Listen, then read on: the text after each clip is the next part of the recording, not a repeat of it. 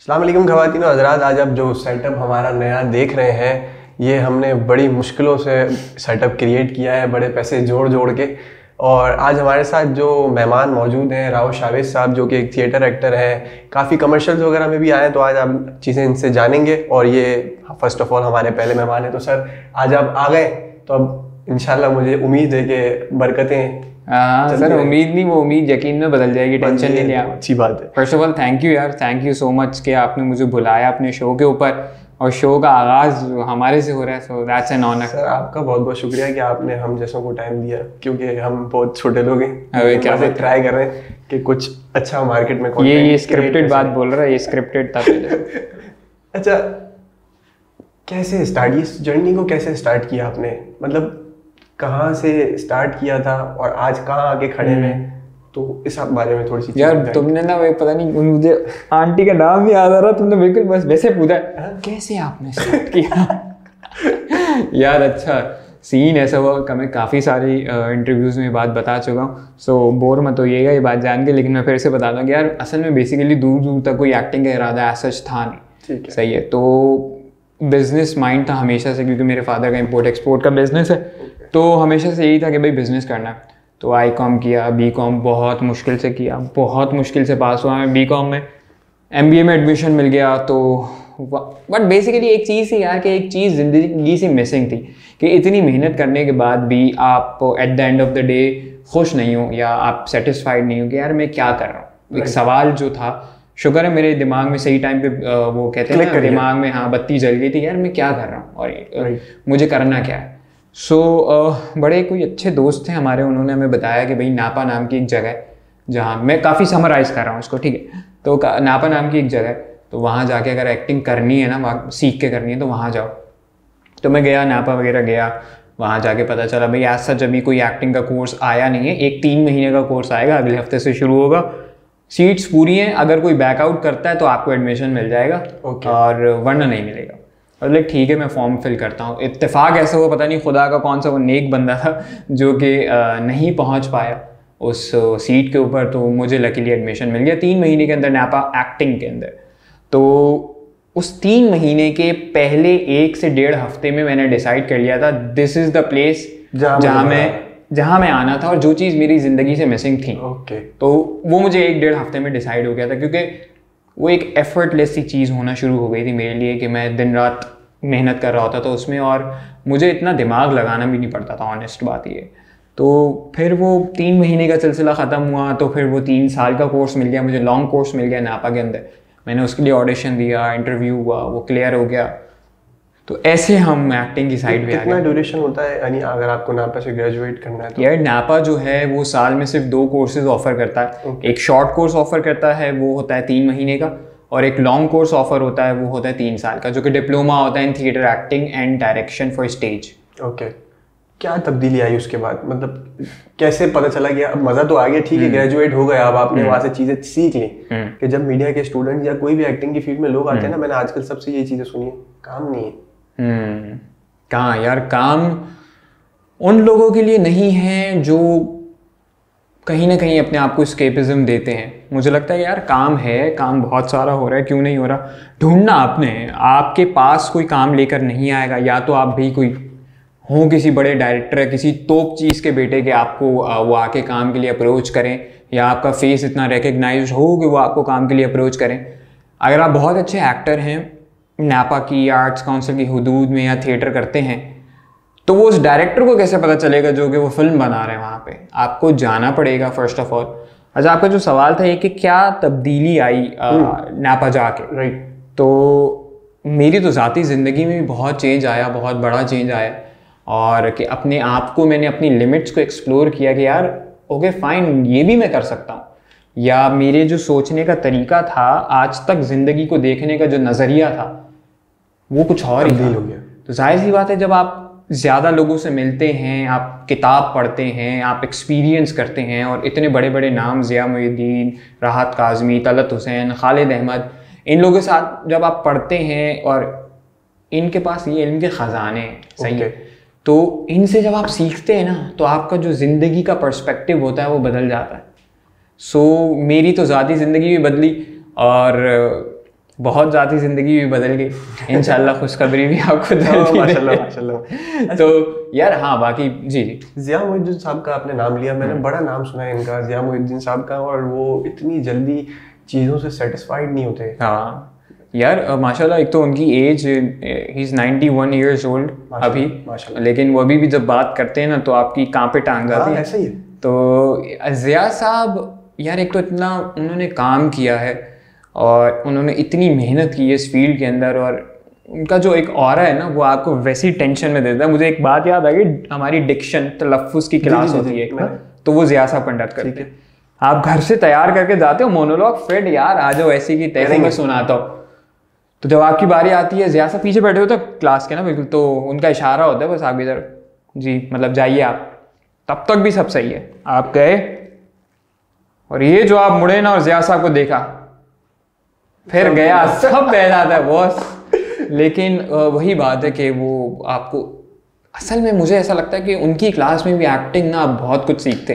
ज़िया साहब ऑब्वियसली यार he is like perfectionist, तो भाई जाहिर सी बात है एक इंसान ने इतना दुनिया का काम देखा है, हॉलीवुड में जो इंसान काम करके आया हो और वहाँ से पढ़ के आया, और ज़िया साहब ने राडा से पढ़ा है, royal academy of dramatic arts, तो जाहिर सी बात है यार वो तो परफेक्शन मांगेगा अपने काम के अंदर। नापा के अंदर कौन सा ऐसा बंदा था कि यार ये बस है, बस मेरे लिए रोल मॉडल है, मैं इसको देख के ना मतलब हाँ दिल चाहता है बस इसके करीब ही रहूं? नहीं यार डेफिनेटली यहाँ नापा के अंदर एक मेरे टीचर हैं और मेंटोर हैं फवाद खान। तो फवाद खान नॉट मौला जट वाले नहीं। हाँ। फवाद खान साहब एक हमारी यूनिवर्सिटी के अंदर भी टीचर थे जी, एग्जैक्टली वही होंगे। उन्होंने जो अभी रिसेंट एक रोमियो जूलियट का शो के अंदर मार्क्यूशियो का कैरेक्टर प्ले किया था, वो मेरे टीचर थे। तो सर फवाद खान साहब वो बंदे हैं जिनकी वजह से मुझे थोड़ा एक्टिंग वगैरह के बारे में पता चल गया। Sir we are same bro, मेरे को भी उनके करीब रहने का बड़ा शौक हो गया। तो यार उस बंदे का ऑरा ही ऐसा है, वो चाहे जूनियर हो, कोई सीनियर हो, ग्रेजुएट हो, फर्स्ट ईयर में हो, आप जाके उनसे सवाल करें, वो आपको उतनी ही अटेंशन देंगे जितनी वो शायद अपने किसी दोस्त को या अपने कोलीग को देंगे, और उतनी ही डिटेल से आप बताएंगे चीज़ों को। तो मुझे कभी भी कोई भी प्रॉब्लम कुछ भी हो रहा होता था, मैं दास्तान गोई भी करता रहा, स्टोरी टेलिंग, तो क्योंकि वो भी मैं उन्हीं से इंस्पायर्ड था, क्योंकि वो दास्तान गोई करते थे, तो मैं उनसे दिन रात जाके कुछ ना कुछ पूछता रहता था कि सर ये कैसे होगा, वो कैसे होगा, प्ले की ट्रांसलेशन कैसी होगी, ये प्ले कहाँ पे मिलेगा, देखने को कहाँ पे मिलेगा। So Fawad Khan is the person जो कि मैं हर टाइम मेरी मुश्किलात का हल था वो थिएटर के अंदर। राइट। अच्छा, आपने जब नापा के अंदर एक्टिंग की दौरान क्या क्या प्रोजेक्ट्स किए, मतलब आपने जब सीख रहे थे तो क्या क्या चीज़ें आपने आगे?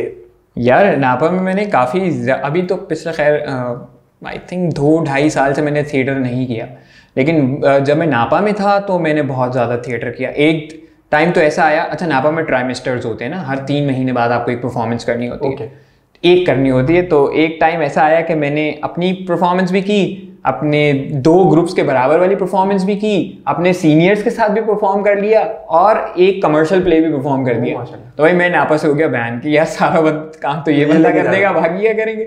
तो भाई मैंने नापा में आई थिंक मैंने कोई अराउंड 15-16 थिएटर तो किए ही होंगे। हाँ, जिसमें से कुछ कमर्शियल्स होंगे, कुछ क्लास परफॉर्मेंसेज होंगी, कुछ इम्प्रोवाइजेशन होगा, और डायरेक्ट जो मैंने किया है, डायरेक्ट मैंने थिएटर आई थिंक 3 दफ़ा किया है। 3 दफ़ा मैंने प्लेस डायरेक्ट किए।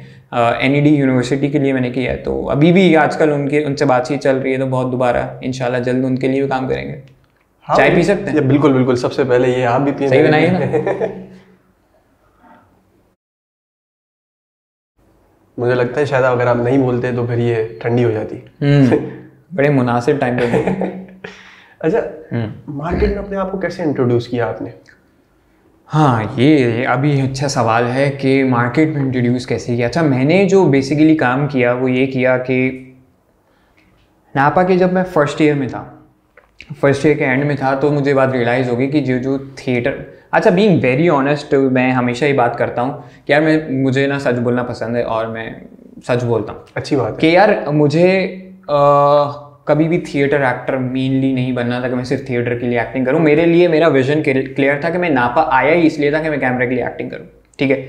तो मुझे फर्स्ट ईयर में ये बात रियलाइज़ होगी एंडिंग में दैट कि यार थिएटर एक्टिंग और कैमरा एक्टिंग डिफरेंट है। ठीक है, बेसिक यही है, असलियत यही है, रियलिटी यही है, बट वो डिफरेंट है। तो मैंने अप्रोच करना शुरू कर दिया थीसिस फिल्म्स वालों को, ठीक है, जो कि स्टूडेंट फिल्म अपने फाइनल ईयर की बना रहे होते थे। मेरे एक दोस्त है जहांजेब, तो उसने मुझे सबसे पहले रेकमेंड किया एक फिल्म थी, जेबिस्ट के लिए फिल्म थी। जेबिस्ट के लिए वो फिल्म थी, उसका लीड कैरेक्टर था। उन्होंने बोला आ जाएं आप करें। उन्होंने बड़े डिसेंट पैसे ऑफर किया एंड आई वाज लाइक यार वाह, ये 3 दिन के पैसे हैं। मैंने बोला चलो भाई करेंगे यार, वैसे बच्चे आजकल पैसे नहीं देते तो मैं आजकल थीसिस करता भी नहीं। तो यार वो जेबिस के बच्चे थे माशाल्लाह, अच्छा उनका था सीन। तो फिर मैंने उनके साथ कैमरा वर्क शुरू कर दिया, और जो मैंने वो पहला थीसिस किया ना, वो तो मुझे समझ आ गया भाई कि बहुत डिफरेंट है इसका फोकस, क्लोजअप, मास्टर, ओटी, तो ये एक दुनिया ही अलग है, ठीक है। तो आपको एक्टिंग वहाँ सीखनी है, कैमरे के लिए यहाँ काम करना है। तो फिर आई थिंक मैंने तो काफ़ी यार, मैंने कोई अराउंड 20-25 थीसिस फिल्म्स की वाइल स्टेइंग इन नापा। पूरे 3 साल में मैं थिएटर भी करता था, वहाँ से मैं अलग सीखता था और इधर। अच्छा, तो मेरे साथ क्या सीन हुआ कि वो बच्चे जो उस टाइम फाइनल ईयर में थे जब मैं स्टूडेंट था, वो भी फिल्म के स्टूडेंट थे, मैं एक्टिंग का स्टूडेंट था। अब वो कहीं ना कहीं किसी प्रोडक्शन हाउस में लगे हुए हैं, कहीं ना कहीं कोई अपनी एड एजेंसी के अंदर लगा हुआ है, तो वो मुझे अप्रोच करते रहते हैं, वो मुझे रेकमेंड करते रहते हैं, तो मुझे काम मिलता रहता है। अच्छा है। अच्छा, टिकटॉक और यूट्यूब, इसके अंदर जो आजकल बड़े मशहूर हुए जा रहे हैं और उनको मीडिया उठा रहा है, बहुत सारे नाम है इस फील्ड के अंदर। टिकटॉक के अंदर भी अभी रिसेंट ही वो जो 3-2-1 पिल्ले, सही है, मतलब अप्रोच करते रहे, बनाते रहे, उनको पता नहीं अपनी मशहूरी का बड़ा शौक है। तो इसको यार मुझे ऐसा लगता है आप किसी के ऊपर ये तो नहीं लगा सकते ना भाई मशहूर सिर्फ ये लोग होंगे, ये लोग मशहूर नहीं होंगे। जिसकी जो मर्जी मशहूर हो। मेरा कहने का मकसद ये कि आप इतना सीखे हुए ना यार, आपके अंदर एक गिल्ट तो आता है कि यार मैं इतना सीखा हूँ, ये कैसे आ गया स्पीड यार। एक टाइम पे गिल्ट आता था, बिल्कुल आता था मुझे। मैं काफी लोगों ने मेरे से सवाल भी किया, वो धना नहीं पहाड़ी गर्ल, तो वो जो रातों रात मशहूर हो गई, वो ड्रामों में आने लगी। यार मुझे ऐसा लगता है हर बंदे की जर्नी अलग है, ठीक है। एक जर्नी है मेरी है कि मैं सीख के आ रहा हूँ, स्ट्रगल करके आ रहा हूँ, एक जर्नी वो है, तो डिफरेंट है। मुझे at the end of the day देखना है कि मैं क्या कर रहा हूँ, मेरे साथ क्या हो रहा है। तो ये to all the aspiring actors भी मेरी यही सीन है, क्योंकि ये डिफ़िकल्ट बात है, ये डेफिनेटली ये तंग करती है आपको बात कि भाई ये तो रातों रात मशहूर हो गए बिना कोई मेहनत किए, हम रगड़े पे रगड़ा खाए जा रहे हैं, हमारा क्या होगा। आपका जो तयशुदा मुकाम है ना, वो वही होगा। आपने सिर्फ अपनी मेहनत करनी है, ना कि दूसरों को देखना है। मैं भी एक टाइम पे बहुत डिस्टर्ब होता था, इनफैक्ट अपने कोलीग से ही, कि यार ये तो एक टाइम पे 4 प्रोजेक्ट कर रहा है, मैं तो एक भी नहीं कर रहा। इससे फायदा नहीं है, इससे आपका एक तो काम खराब होगा, इससे आपके अंदर नेगेटिविटी आएगी, बढ़ती रहती है, इससे आपकी सोच तंग होगी। तो मुझे ऐसा लगता है कि आपको अपने आप में यही सोचना चाहिए कि यार मुझे क्या करना है। अगर आपको लगता है कि आपको काम कम मिल रहा है तो आप मेहनत करना ज़्यादा शुरू करें। आप प्रोडक्शन हाउसेस जाइए, आप लिंक्स बनाइए, आप अपने अखलाक से लोगों को बुलाइए, आप उनके साथ अच्छा बर्ताव करें, अच्छा काम करें। और अब तो सोशल मीडिया यार, सोशल मीडिया अपने इंस्टाग्राम के ऊपर लगाएं, कोई आपको काम नहीं दे रहा, सही, आपने भी अपना सेटअप शुरू किया ना, सही है। अगर आपको लगता है कि यार मुझे कोई काम नहीं दे रहा या मेरे तरीके का कोई काम नहीं करता, आप अपना काम करें, ऐसा ही बेसिक इन्वेस्टमेंट करें, अपना काम शुरू करें, आपका फेस रिकग्नाइज होगा, लोग आपको कल को बुलाएंगे। ऐसा ही है, ऐसा ही। एक एक्टर की सेल्फ ग्रूमिंग के हवाले से कुछ आप डिस्क्राइब करें, मैं चाहता हूँ। सेल्फ ग्रूमिंग यार बहुत ज़रूरी है, क्योंकि फर्स्ट ऑफ ऑल आप कैमरे में आ गए तो आपको किसको अच्छा नहीं लगता यार कि मैं अच्छा दिखूं कैमरे के अंदर, ठीक है। और दूसरी बात कि एक थोड़ा प्रोफेशनलिज्म भी ये है कि आप एक तो बड़े साफ़ सुथरे हों। आप जब कहीं किसी जगह जाएं तो आपके को एक्टर को आपकी अपने हाइजीन से कोई प्रॉब्लम ना हो। तो मेरे बहुत से इर्द गिर्द के दोस्त हैं, थिएटर के दोस्त हैं, जिनको शायद ऐसा नहीं लगता, या मुझे नहीं पता उनको किसने ये गलत परसेप्शन दे दिया है कि भाई एक्टर तो खुला डुल्ला रहता है, इजी रहता है, गंदा वंदा रहे, कोई टेंशन की बात नहीं, आर्ट है ये। तो यार मुझे ऐसा लगता है कि अगर आपको को एक्टर को आपकी वजह से आपकी हाइजीन की वजह से तकलीफ हो रही है, सो ये बिल्कुल प्रोफेशनल बात नहीं, उसकी एक्टिंग में फ़र्क पड़ रहा है, सही। तो आप अच्छे से अपने आप को बनाइए, अच्छे कपड़े पहनिए, अच्छे हेयर स्टाइल रखिए, क्योंकि यार at the end of the day आपने देखना है कि आप जिस डब्बे के अंदर जा रहे हैं उसके अंदर उसकी क्या रिक्वायरमेंट है। तो या तो फिर आप जब बहुत बड़े कुछ बन जाए तो उसको चेंज कर ले, लेकिन उसका हिस्सा तो बने ना पहले। ऐसा ही है। आप उसको क्रिटिसाइज करके कि भाई नहीं हम ऐसे ही है, सो दैट्स तो एक एस्केपिज्म ही अपने आप में। किन बिग एजेंसीज के साथ काम कर चुके हैं, किन बड़े नामों के साथ अब तक आपने अपने कमर्शियल्स जो किए? जो प्रोडक्शन के साथ आपको बहुत मजा भी आया हो, वहाँ आपको लगा हो कि यार बस अब जिंदगी है ना बड़ी मस्त चल रही है और आगे चलती रहेगी? मुझे एग्जैक्टली तो नहीं याद कि मैंने किस किस के साथ काम किया, बट मुझे रीसेंट का भी याद है। जैसे मेरी अभी एक कमर्शियल चल रहा है for world cup, Humayun Saeed के साथ। सही है, सही है। तो हुमायूं सईद के साथ किया, फैसल कुरैशी के साथ मैंने स्टॉर्म फाइबर किया। वो बहुत मुश्किल था मेरी ज़िंदगी का। और मतलब मैं उसमें ऑलमोस्ट एक दिन तो बेहोश, 3 दिन का प्रोजेक्ट था, एक दिन मैं बेहोश होने वाला था, क्योंकि पहला दिन था ना उनको समझ आ रही थी ना मुझे समझ आ रही थी कि क्या करना है। अच्छा, जो हेलमेट पहना हुआ था, लोग मुझसे पूछते हैं कि वो हेलमेट पहना हुआ था, उसके अंदर नॉस्ट्रल्स नहीं थे, तो वो जितनी देर शॉट होता था तो उसके अंदर मैं सांस रोका हुआ होता था। अब वो कभी 45 मिनट का शॉट हो जाता था, कभी 1 मिनट का भी हो जाता था। तो एक दिन मैं बेहोश होने वाला था, लेकिन मैं बच गया। वो प्रोडक्शन बहुत अच्छी थी। फैसल कुरैशी वॉज अमेजिंग कि अगर वो मेरा वार्डरोब वाला नहीं पहुंच पाता था, 6-8 बंदे मेरे वार्डरोब पे थे साथ जो मुझे संभालते थे, तो अगर वो नहीं खोल पाते तो वो फैसल भाई आके फौरन से खुद उसको हेलमेट को उतार देते थे और बहुत कोऑपरेटिव थे, क्योंकि मैं देख भी नहीं पा रहा होता था सही से, तो वो कोई शॉट गलत हो जाता था मुझसे, तो वो बहुत कोऑपरेटिव थे। तो आई थिंक पर्सनली कि फैसल कुरैशी के साथ मुझे बहुत मज़ा आया काम करके। वो एक स्टार है भाई बड़ा, और वेरी वेल डिजर्विंग स्टार है भाई आपके लिए, मेरे लिए। अच्छा, बाकी मैंने बिलाल अब्बास साथ भी काम किया। सजल, सॉरी यार मैं भूल गया, सॉरी। हाँ, तो सजल के साथ जो काम किया, I find her very pretty as well and very down to earth, modest, और बहुत पक्की काम की ना। बिलाल अब्बास और मेरे दोस्त, मेरा भाई नवीद रज़ा, अ वेरी प्रोफेशनल एक्टर, और वो ऐसा एक्टर है जिसको मैंने बाकायदा लाइंस पढ़ते हुए देखा, बाकायदा लाइंस रिहर्स करते हुए देखा। सो नवीद भाई अमेजिंग। राव शावेज को तो मैं इसी तरह जानता था कि यूट्यूब पे एक एडवर्टाइजमेंट बड़ी लगी हुई थी बीच में कि राव भाई आ रहे हैं। वो जो एक स्टार्टअप शॉट था ना आपका, वो बड़ा मजेदार होता था। यानी अगर किसी को बताना भी होता था, जब मैं अपने शूट के लिए लोगों को बता रहा था, यूट्यूब पे वो नहीं देखी वीडियो। यार इसके साथ तो बहुत सीन हुआ। इनफैक्ट जब ये ऐड बना तो मुझे नहीं अंदाजा था कि रैंडमली कोई इतना हिट हो जाएगा या हर दूसरा बंदा इसको देख रहा होगा। तो वो बेसिकली IDM पाकिस्तान का ऐड था, तो उसके अंदर मैं बोलता हूँ सब हो जाएगा। हाँ, तो यार वो हर बंदा जो मुझे, हालांकि मैंने बहुत सारा काम किया थोड़ा बहुत अभी तो, लेकिन वो उससे नहीं पहचानते थे, बस उस ऐड से पहचानते थे ये वो वाला ऐड वाला बंदा है जो हर यूट्यूब की वीडियो के बीच में आ जाता है। तो एक दफ़ा हम लोग अभी किसी, मुझे एग्जैक्टली नाम नहीं याद आ रहा, कैफ़े प्राहा या पता नहीं किसी कैफ़े में बैठे हुए थे, तो कुछ 2-4 लोग पीछे बैठे हुए थे, तो पीछे से आवाज़ लगा रहा था, हाँ सब हो जाएगा सब हो जाएगा। दिस फील्स गुड यार। हाँ ना, लोगों को रिकॉग्निशन मिल जाती है कि ये वो है, तो उससे बड़ी बात और क्या हो सकती है। बहुत मज़ा आता है बॉस। अच्छा, मैं चाह रहा हूँ कि अब गुफ्तगू हमारी बड़ी अच्छी खासी चल रही है, तो उस दरमियान में आपसे एक कोई एक्ट चाहता हूँ कि आप कोशिश करें उस चीज़ की। कोशिश क्या करें, माशाल्लाह आप तो कर ही नहीं एक्टिंग करनी है, अभी करनी है।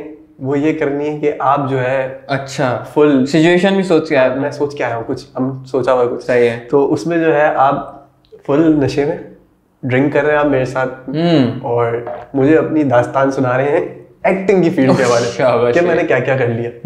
ठीक है, तो मंगा लें चीजें, कर लेते हैं भाई। यार अभी अब जब प्रॉपर नहीं भरेंगे भाई। हाँ बस ये देख लेना यार कि ला शूट के बाद हिसाब किताब नहीं, हम आपको फिर आराम से नीचे भी उतारेंगे।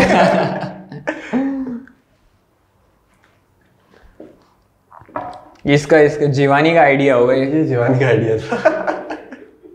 अच्छा, तो तुम भी तो पियो। तुम नहीं पियोगे क्या? मैं चाय पीऊंगा आपके साथ। मैं बड़ा शरीफ सा आदमी हूँ, मैं आपका बड़ा शरीफ सा दोस्त। यार पता नहीं क्या क्या करवा रहे। चलो करते हैं, कुछ ना कुछ तो हो ही जाएगा। अच्छा, ये ड्रिंक है, जो हम ड्रिंक पी के बाकी आगे की बातें थोड़ी बहुत कर रहे हैं। थोड़ी बहुत, हाँ।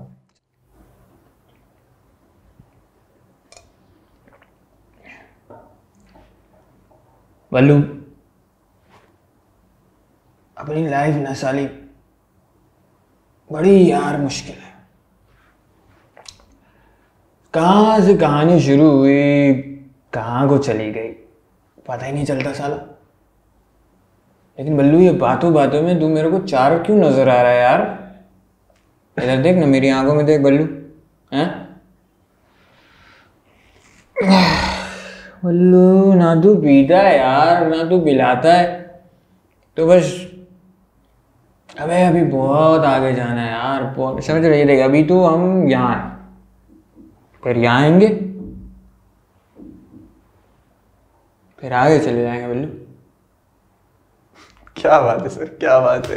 पता नहीं यार, ये बहुत रैंडम सा था यार। अच्छा था मुझे, मतलब एक मैं खुद पर्सनली ऐसा था कि जब आप एक्टिंग कर रहे थे ना तो मैं कुछ बोल नहीं पा रहा था बीच में। एक होता है बंदा आगे से बात करता है, मतलब इतना प्रोफेशनलिज्म था कि मैं खुद भी डर रहा था कि क्या बात ये मेरी पेड प्रोडक्शन जी। अच्छा, मार्केट में जब आप काम करते हैं ना तो क्या तवक्कुआत रखते हैं वो आपसे कि जैसे कोई एक नया बंदा जब किसी की बिग प्रोडक्शन के साथ काम करता है तो एक अंदर से ना बड़ी नर्वसनेस होती है कि यार मैं कैसे काम करूंगा वहां जाके, पता नहीं क्या होगा। जैसे मैं भी समटाइम्स ऐसा होता है, हालांकि अब तो अच्छी खासी वीडियोस क्रिएट करी, लेकिन फिर भी ऐसा होता है कि किसी नए बंदे के साथ बैठूंगा, क्या पूछूंगा यार उससे, कैसे उसके सामने परफॉर्म करूंगा। लेकिन हो जाता है आहिस्ता आहिस्ता जब आप प्रोफेशनल होते जाते हैं। फर्स्ट टाइम जब काम करने गए थे कोई ऐसा वाकया? यार मुझे याद है, एक तो फर्स्ट टाइम मैंने जो थिएटर किया था तो उस टाइम तो लिटरली वो कांपे टांग जाने वाला सीन होता है ना आपके साथ।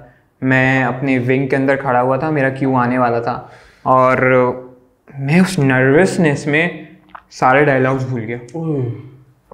अब मेरा कुछ 2-3 सेकंड के अंदर मुझे स्टेज पे जाना है और सामने कोई क्राउड बैठा हुआ है, अच्छा खासा 300-400 लोग बैठे हुए जो देख रहे हैं। 300-400 लोग मतलब बैठे हुए तो 600 आंखें, एक बंदे की 2 आंखें वो आपको देख रही हैं और मुझे डायलॉग ही नहीं याद आ रहा।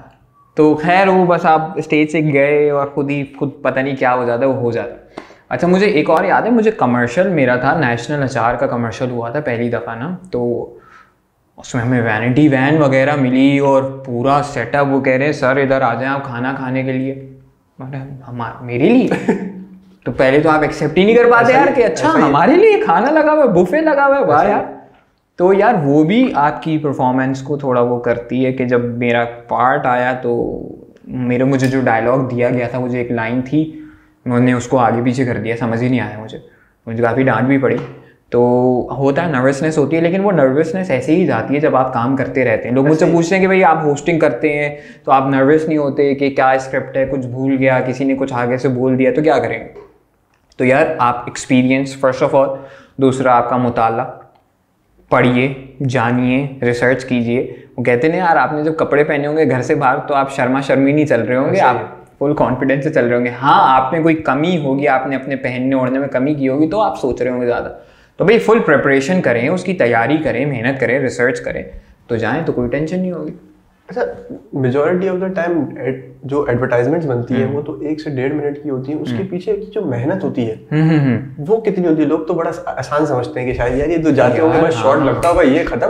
नहीं यार, मुझे ऐसा लगता है कमर्शियल बनाना सबसे मुश्किल है, क्योंकि उसकी लाइट और टेक्निकल काम बहुत ज़्यादा है यार, टेक्निकल काम बहुत ज़्यादा है। और वो जो कमर्शियल आप 1-1.5 मिनट का देखते हैं, कभी तो वो 3 जैसे स्टॉर्म फाइबर का आई थिंक 1 मिनट का कमर्शियल भी नहीं है वो, तो वो पर 4 दिन में शूट हुआ और बहुत मुश्किल था। अगर आपको कोई स्टेज सेटअप लगाया हुआ है, आपने खड़ा किया हुआ है सेट, तो वो और मुश्किल है। तो बहुत मेहनत है और बहुत सारे लोग उसके पीछे काम कर रहे होते हैं। अगर कोई बिग प्रोडक्शन है तो तकरीबन 100 बंदा तो होता ही है जो उसको पॉसिबल बना रहा होता है।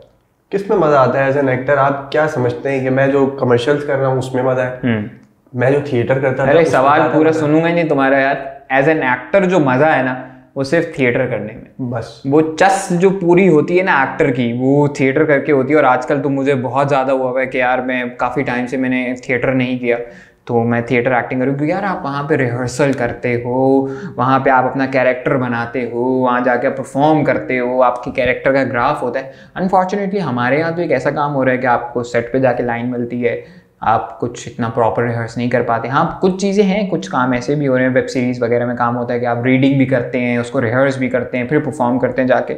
लेकिन एज एन एक्टर ये मेरा ज़ाती पर्सपेक्टिव है कि यार मुझे सबसे ज़्यादा एक्टिंग करने में मज़ा थिएटर में आता है।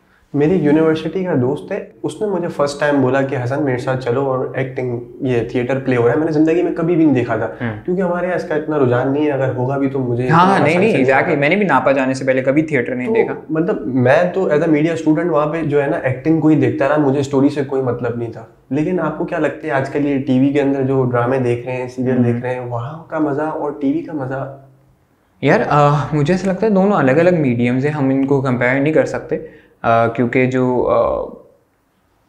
टीवी के ऊपर एक्टिंग हो रही है वो थोड़ी अलग तरीके की एक्टिंग है, काफ़ी स्पॉन्टेनियस चीज़ें होती है वहाँ पे कि आपको मेकअप होते हुए लाइंस दी गई, आपने याद की, जाके इम्प्रोव कर दिया, सामने कोई एक्टर ही नहीं खड़ा, वो एडी खड़ा हुआ, वो ऐसे लाइन दे रहा है, ये हो गया, वो हो गया, चलो अपना डायलॉग बोलो, अच्छा यहाँ देखो पॉली लगी हुई नीचे।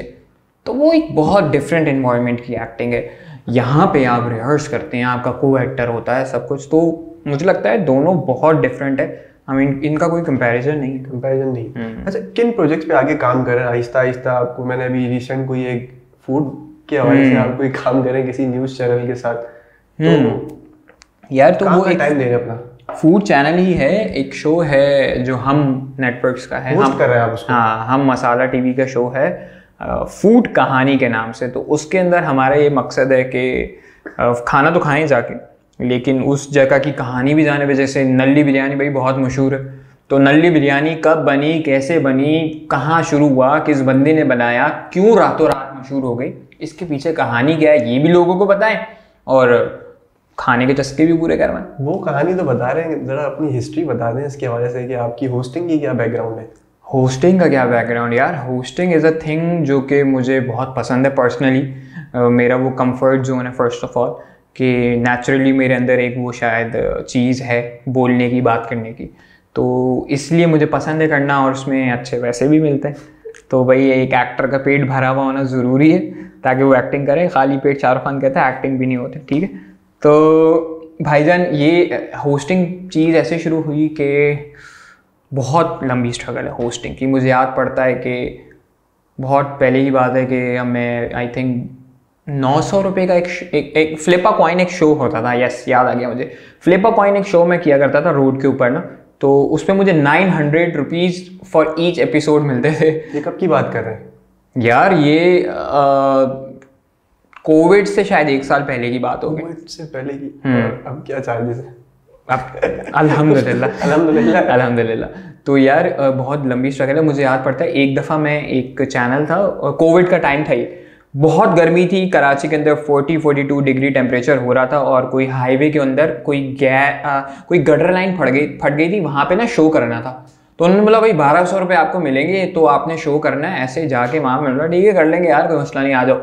तो मैं वहाँ, अच्छा खैर मुझे वो पैसे आज तक नहीं मिले सही है, लेकिन कोई गिला नहीं। तो भाई होस्टिंग की जर्नी अब खैर माशाल्लाह मैं इसके लिए नेशनल टीवी के लिए शो कर रहा हूँ। अभी मैंने एनुअल कुलिनरी अवार्ड्स होस्ट किए, अब मैं टेड टॉक होस्ट कर रहा हूँ पाकिस्तान की तरफ से।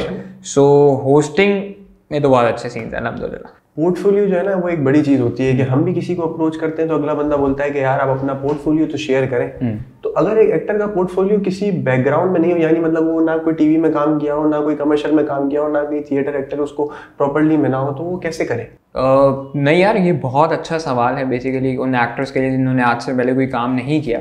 तो भाई कैमरे वाला फ़ोन सबके पास है, ठीक है, तो अपना फ़ोन उठाइए, कोई भी एक अच्छा मोनोलॉग उठाइए, किसी भी फिल्म का, किसी नॉवेल का, किसी प्ले का।